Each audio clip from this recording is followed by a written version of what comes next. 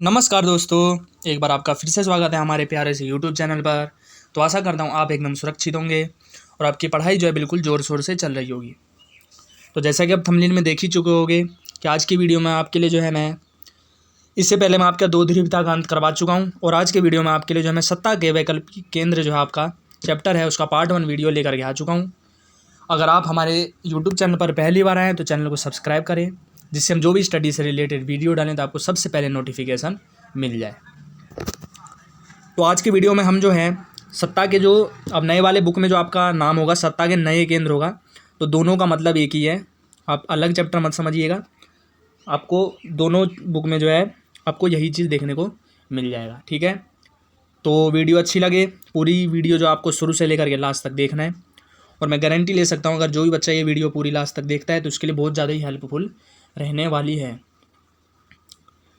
तो हमारा जो आज का पार्ट 1 वीडियो है इसकी हम जो है आपको ये भी बता दें कि इसकी जो PDF जो है पूरी जो हम आपको जो है लिंक जो है इसकी डिस्क्रिप्शन में आपको डाल देंगे और आप जो वहाँ से जो है जा कर के इसकी जो है PDF डाउनलोड कर सकते हैं, जो कि आपके लिए हम जानते हैं बहुत ज़्यादा हेल्पफुल हो सकती है।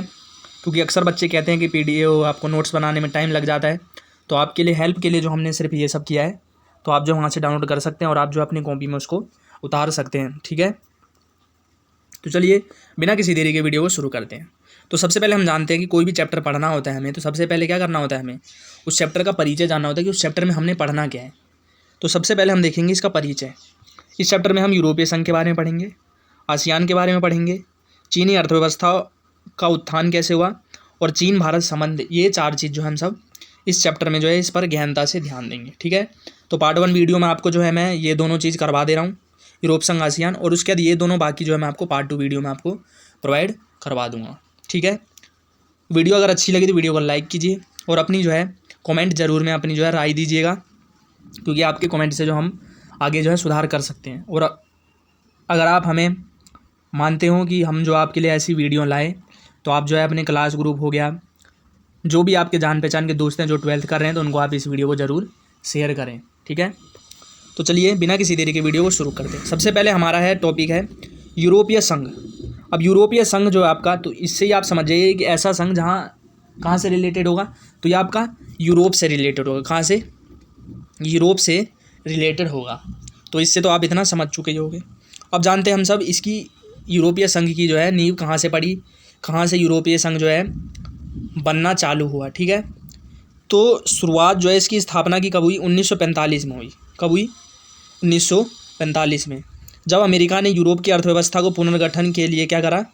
मार्शल योजना जो है लाई। कौन लाई थी मार्शल योजना? ये जो है अमेरिका लाई थी। किसके लिए? यूरोप की अर्थव्यवस्था को पुनर्गठन करने के लिए। क्यों? क्योंकि दूसरा विश्व युद्ध आपका समाप्त हुआ था, तो क्या हुई थी, यूरोप जो है थोड़ी सी उनकी अर्थव्यवस्था खराब हो गई थी, तो उसी को संभालने के लिए अमेरिका ने क्या करा? उनकी अर्थव्यवस्था को पुनर्गठित करने के लिए मार्शल योजना कहते हैं उसको। क्या कहते हैं? पेपर में आ जाता है आपका मार्शल योजना क्या था।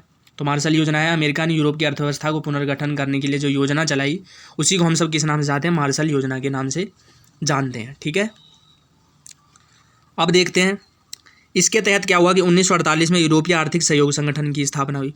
अब क्या हुआ यूरोप में, इसके बाद में क्या हुआ? 1948 में क्या कर दिया गया? यूरोपीय आर्थिक सहयोग संगठन कि यूरोप में यदि किसी देश को जो भी अगर किसी भी पैसे जरूर आर्थिक रूप से कोई भी सहायता चाहिए होगी, तो क्या होगा? इस संगठन के द्वारा जो है उसे क्या दिया जाएगा? उसे जो है क्या दिया जाएगा? थोड़ा सा उनको हिस्सा दिया जाएगा या फिर उनकी सहायता की जाएगी। ठीक है, अब फिर बात आई 1957 में। 1957 में क्या हुआ? यूरोपीय इकोनॉमिक कम्युनिटी का गठन हुआ। क्या हुआ? यूरोपियन इकोनॉमिक कम्युनिटी का क्या हुआ? गठन यहाँ पर जो किया गया। तो ये सब चीज़ें जो आपका 1 नंबर में आ सकता है, तो आप जो है इसे याद कर सकते। जैसे पेपर में आ जाए यूरोपीय आर्थिक सहयोग संगठन की स्थापना कभी, तो 1948, यूरोपीय इकोनॉमिक कम्युनिटी की स्थापना कभी, तो 1957। तो ये सब चीज़ आपको 1 नंबर में याद करना है और 2 नंबर में आपका मार्शल योजना तक जो है प्रश्न आ सकता है। ठीक है, उसके बाद क्या हुआ? अब आपका यहाँ से असली चैप्टर जो आपका शुरू होता है। कहाँ से? यहाँ से। क्या हुआ कि स्थापना कब हुई? यूरोपीय संघ की स्थापना 1992 में हुई। कहाँ पे हुई? 1992 में। सीधा बच्चों आपको याद कर लेना है, 1992 में जो है आपका यूरोपीय संघ की स्थापना हुई। इसका ट्रिक बता दे रहा हूँ, इतना याद कर लीजिए। सोवियत संघ की कब हुआ विघटन? 1991 में। उसके अगले साल 1992 में जो आपको यूरोपीय संघ की जो है स्थापना कर दी गई। ठीक है, तो आशा करता हूँ आप जो है इतना समझ चुके होंगे। अगर वीडियो अच्छी लग रही तो वीडियो को लाइक कीजिए, शेयर कीजिए ज़्यादा से ज़्यादा, ठीक है। अब हम सब जानते हैं यूरोपीय संघ की विशेषता क्या है। यूरोपीय संघ की विशेषता जानते हैं। सबसे पहले तो क्या था, समान विदेश नीति। इस संघ में जितने भी देश होंगे सबकी क्या होगी, विदेश नीति समान होगी। सुरक्षा नीति समान होगी, जितने भी देश है सबकी सुरक्षा नीति समान होगी। आंतरिक मामलों में न्याय में सहयोग की भावना, मतलब सभी देशों के बीच में क्या होगा, कोई भी लड़ाई झगड़ा नहीं होगा। अगर मान लो थोड़ा सा टकराव होता भी है तो क्या होगा, जिसकी गलती नहीं होगी उसको अवश्य ही न्याय दिया जाएगा। और जो है टकराव जो है वो कम करने के ऊपर में ज़्यादा ध्यान दिया जाएगा, ठीक है। युद्ध स्थिति वो ना ले, इस पर जो है ज़्यादा बल दिया जाएगा। एक समान मुद्रा का चलन। अब विशेषता ये थी कि यहाँ पर क्या था, एक समान मुद्रा की चलन थी, सभी देशों में एक ही मुद्रा चलता था। उसके बाद यहाँ का अपना झंडा था, गान था, मतलब जैसे अपने भारत में राष्ट्रगान है वहाँ भी गान था। स्थापना दिवस थी उसकी, यूरोपीय संघ की अपनी मुद्रा थी। तो ये सब चीज़ें जो इसकी विशेषता थी। इसमें सुरक्षा परिषद के स्थायी सदस्य जैसे फ्रांस है, ब्रिटेन भी था। 2 सदस्यों ने इसकी, मतलब जब ये यूरोपीय संघ बना था तो 2 इसमें ऐसे देश थे जिनके पास वो क्या बोलते हैं उसको, सुरक्षा परिषद थी या फिर परमाणु शक्ति संपन्न थे वो। परंतु क्या हुआ, ब्रिटेन ने जो है बाद में जो है यूरोपीय संघ से अपना जो है कदम वापस ले लिया था। लेकिन फ्रांस में आपको यहाँ पर इसलिए लिखा क्योंकि फ्रांस अभी भी यूरोपीय संघ से जुड़ा हुआ है, ठीक है। सैनिक ताकत यहाँ की है, सैनिक जो है यहाँ पर ताकत बहुत ज़्यादा ही मात्रा में पाई जाती है। तो ये सब चीज़ें जो थी इसकी विशेषता थी, ठीक है। उसके बाद अब चलते हैं हम सब, एक मास्ट्रिक्ट संधि आती है आपकी पेपर में आ जाता है। मास्ट्रिक्ट संधि क्या थी, तो डेनमार्क और स्वीडन ने ये संधि की थी। इस संधि के माध्यम से यूरो मुद्रा को मानने से क्या करा था, इन दोनों ने इनकार कर दिया। तो पेपर में आएगा कि डेनमार्क और स्वीडन ने यूरो मुद्रा को मानने से जो इनकार करा था वो कौन सी संधि हुई थी, तो आपको सीधा लिखना है मास्ट्रिक्ट संधि जो है इसका राइट आंसर बिल्कुल हो जाएगा, ठीक है। उसके चलते हैं हम अगले पॉइंट पर। यही तो आपका यूरोपीय संघ था और मैं गारंटी ले सकता हूँ अगर आपने इतना याद कर लिया तो आपका जो है एक भी नंबर जो आपका पेपर में नहीं कटेगा यूरोपीय संघ से रिलेटेड, अगर जो भी प्रश्न आपका आ जाता है तो, ठीक है। और अगला है हमारा आसियान। आसियान क्या था, नाम तो आपने अवश्य ही सुन लिया होगा। तो आसियान था क्या, आसियान की सबसे पहले हमें क्या करना है, फुल फॉर्म याद करना है। दक्षिण पूर्वी एशियाई राष्ट्रों का संगठन, मतलब दक्षिण पूर्वी एशियाई मतलब दक्षिण के देश और पूर्व एशिया के जो भी देश हैं उन्होंने मिलकर क्या करा, आसियान की स्थापना कर दी, ठीक है। तो दक्षिण पूर्वी एशियाई राष्ट्रों का संगठन, यही इसकी क्या है फुल फॉर्म है। तो इसका एक नंबर में ज़्यादातर देखा जा रहा है कि आ जाता है, इसलिए आप इसको ज़रूर याद कर लें। उसके बाद इसकी स्थापना का कारण क्या था, जो आसियान था उसका स्थापना क्यों हुआ। इसका स्थापना का मेन कारण था राष्ट्र निर्माण करना, क्योंकि क्या हुआ था, युद्ध वगैरह हुए थे। तो उसके कारण क्या हुए थे, जो एशिया के जो देश थे उन पर बहुत ज़्यादा प्रभाव पड़ा था उन युद्धों का। तो उसी को लेकर के राष्ट्र निर्माण करना, आर्थिक विकास करना, गरीबी को दूर करना, ये सबसे मुख्य कारणों में से इसकी स्थापना का ये था, ठीक है। अब इसकी स्थापना जो आपका 1967 में हुई थी, कब हुई थी, 1967 में 5 देशों ने एक बैंकॉक घोषणा पत्र हुआ था, उसके तहत जो है इसकी स्थापना हुई थी। तो यहाँ पर आया था आसियान की घोषणा कैसे हुई थी, तो एक बैंकॉक घोषणा पत्र हुआ था, उस पर जो है सब चीज़ जो है उस पर लिखा गया था क्या क्या होगा इसमें। तो उसके आधार पर जो है इसकी स्थापना की गई थी। कब की गई थी, 1967 में। उसके बाद इसके जो जब स्थापना हुई तो 5 देश थे। तो वो 5 देश कौन कौन से थे, Indonesia, Malaysia, Philippines, Singapore, Thailand. इन 5 देशों ने मिलकर के जो है इसकी स्थापना करी थी, ठीक है।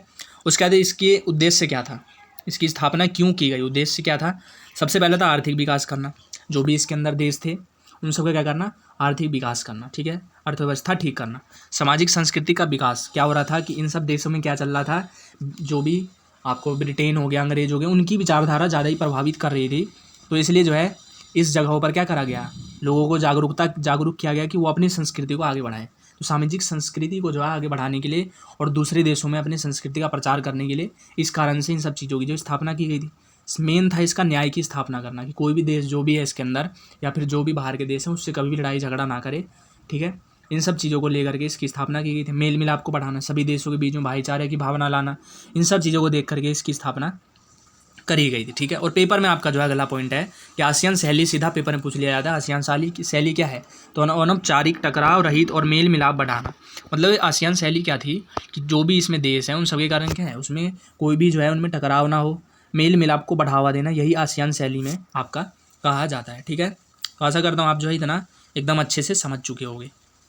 मैं एक बार फिर बता दूं कि इसकी वीडियो अपलोड होने के बाद जो इसकी PDF जो हम आपको डिस्क्रिप्शन में दे देंगे, तो वहाँ से जाके आप ज़रूर ही इसको डाउनलोड कर लेना, क्योंकि बहुत ज़्यादा ही आपके लिए जो है ये हेल्पफुल रहने वाली है, ठीक है। और वीडियो अच्छी लग रही हो तो वीडियो को लाइक कीजिए। और अब हम चलते हैं अगले पॉइंट पर, आसियान समुदाय है क्या। आसियान समुदाय जो है आपका आ जाए, या फिर आसियान के तीनों संबंध की व्याख्या आ जाए, इन सब पे कुछ भी आ जाए तो आपको सेम आंसर लिखना है। तो आसियान समुदाय जो आपको 3 प्रकार से इसको बांटा गया था, एक आर्थिक समुदाय, सुरक्षा समुदाय और सामाजिक सांस्कृतिक समुदाय, 3 प्रकार से जो है इसको बांटा गया था। ठीक है, समझ चुके होगे आप। 3 स्तंभ थे इसके, आसियान समुदाय के 3 स्तंभ थे, आर्थिक समुदाय, सुरक्षा समुदाय, सामाजिक सांस्कृतिक समुदाय। आर्थिक समुदाय में क्या था कि जो भी देश होगा वो क्या है, अपनी अर्थव्यवस्था को उच्च करेगी, बाद बाकी अगर किसी को कुछ ज़रूरत होगी तो वो उसको भी मदद करेगी। सुरक्षा समुदाय में कि सभी जो है मेल मिलाप बढ़ा करके रखेंगे अपने देशों के बीच में, है कोई भी बाहरी देश से अगर कोई आक्रमण करता है तो उसको क्या है, सभी देश जो है मिल करके उसको जवाब देंगे।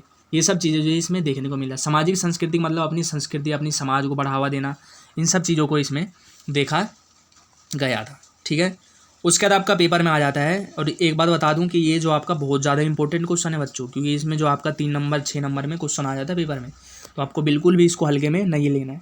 अगर आपको वीडियो में थोड़ा भी कुछ भी प्रॉब्लम हो, समझ में ना आ रहा हो, तो आप जो हमें कॉमेंट में बता सकते हैं। हम आपके बहुत ज़्यादा ही अगले वीडियो में आपको जो है प्रयत्न करेंगे जो आपको बहुत अच्छे से अच्छे ढंग से हम सब समझा सकें। ठीक है, उसके बाद आपका आ जाता है पेपर में आसियान क्षेत्रीय मंच की स्थापना कब हुई, तो 1994। ये 1 नंबर के क्वेश्चन है। आसियान क्षेत्रीय मंच की स्थापना क्यों करी गई? आसियान क्षेत्रीय मंच की स्थापना इसलिए की गई क्योंकि इसके माध्यम से जो भी देश हैं वो क्या करें, उस मंच पर जो है अपनी जो भी कमियां हैं या फिर उनको किसी भी चीज़ की ज़रूरत है तो उस मंच पर आकर के कह सके, जिसके माध्यम से उसका सॉल्यूशन किया जाए। तो इसलिए जो इसका स्थापना किया गया था, कब किया गया था, 1994 1994 में। ठीक है, उसे चलते हैं अगले पर। आसियान विजन क्या था? आसियान विजन 2020 था एक, तो ये भी पेपर में आ जाता है कभी कभी, बहुत अंदर के क्वेश्चन है ये। अगर आ जाता है तो बच्चे बहुत ज़्यादा कन्फ्यूज हो जाते हैं। तो आसियान विजन 2020 क्या था? आज इसमें कहा गया था कि बातचीत को बढ़ावा दिया जाएगा, आर्थिक विकास करना, ये 2 चीज़ जो है मुख्य रूप से इस पर ध्यान दिया गया था कि बातचीत को बढ़ावा देना, बातचीत को कब जैसे किसी भी देश के बीच में कोई मनमुटाव होता है तो उस पर बातचीत करके उसका हल किया जाए। दूसरा था आर्थिक विकास करना, क्योंकि जो भी इसमें देश थे वो ज़्यादा अमीर कोई देश नहीं है, तो वो इसलिए करा गया था जो सभी देश जो है अपना आर्थिक विकास कर सके। ठीक है, ये आसियान विजन था, ये विजन 2020 की 2020 तक कम से कम इतना तो कर लिया ही जाए, जो कि हम कह सकते हैं कि इसमें ये सफल भी हुए। ठीक है, अब आपका आ जाता है पेपर में पूरब की ओर चलो नीति की व्याख्या कीजिए। तो भारत ने क्या करा, 1991 में अपनाई है। पूरब की ओर चलो नीति का मतलब है कि भारत ने कब अपनाया, 1991 में अपनाया था। ठीक है, इसमें हुआ क्या था, इसमें हुआ था कि भारत ने सिंगापुर हो गया, थाईलैंड के साथ मुक्त व्यापार समझौता किया। तो पूरब की ओर चलो नीति का मतलब था भारत ने क्या करा, सिंगापुर हो गया, थाईलैंड और भी बहुत सारे देश हैं तो उनके साथ क्या करा, मुक्त व्यापार हो गया। और बाकी व्यापारिक संबंध, सैनिक संबंध, औजार संबंध, ये सब चीज़ों को लेकर के जो है इस नीति के माध्यम से करा था। और पेपर में सीधा आपका ये आ सकता है कि भारत ने आसियान के किन देशों के साथ मुक्त व्यापार समझौता किया, तो 2 देशों के साथ किया था, सिंगापुर और थाईलैंड। ठीक है, तो यही थी आपकी पार्ट 1 वीडियो। अगर वीडियो अच्छी लगी तो वीडियो को लाइक कीजिए और वीडियो को शेयर कीजिए, जिससे हमारे लिए भी आपके जो है ये करने से बहुत ज़्यादा हेल्पफुल रहता है। तो वीडियो को लाइक कीजिए, शेयर कीजिए, सब्सक्राइब कीजिए। इसी प्रकार हम आपके लिए जो पार्ट 2 वीडियो भी बहुत जल्दी ला देंगे। अगर आप इस वीडियो पर अच्छे से अच्छे हमें अगर देते हैं प्रतिक्रिया, तो हम आपके लिए जो है बहुत जल्द जो आपके लिए सारी के सारे चैप्टर की वीडियो जो हम सब लाने की कोशिश ज़रूर करेंगे। इसकी वीडियो की जो है PDF जो हम डाल दे रहे हैं डिस्क्रिप्शन में, वहाँ से आप जा करके अवश्य डाउनलोड कर ले, क्योंकि यदि हम दे रहे हैं तो आपका काम है डाउनलोड करना, इसका कुछ तो फ़ायदा उठाइए। ठीक है, यदि आपने नोट्स बनाया भी है तो उस नोट्स से इसको मैच कीजिए कि कहाँ पर आपने कुछ छोड़ तो नहीं दिया है, छोड़ दिया हो तो उसकी जगह पर वहाँ पर उस चीज़ को लिख दें। तो ये सब चीज़ें करने से आपके लिए बहुत ज़्यादा हेल्पफुल होगा। तो चलिए मिलते हैं हम अपने अगले वीडियो में। धन्यवाद।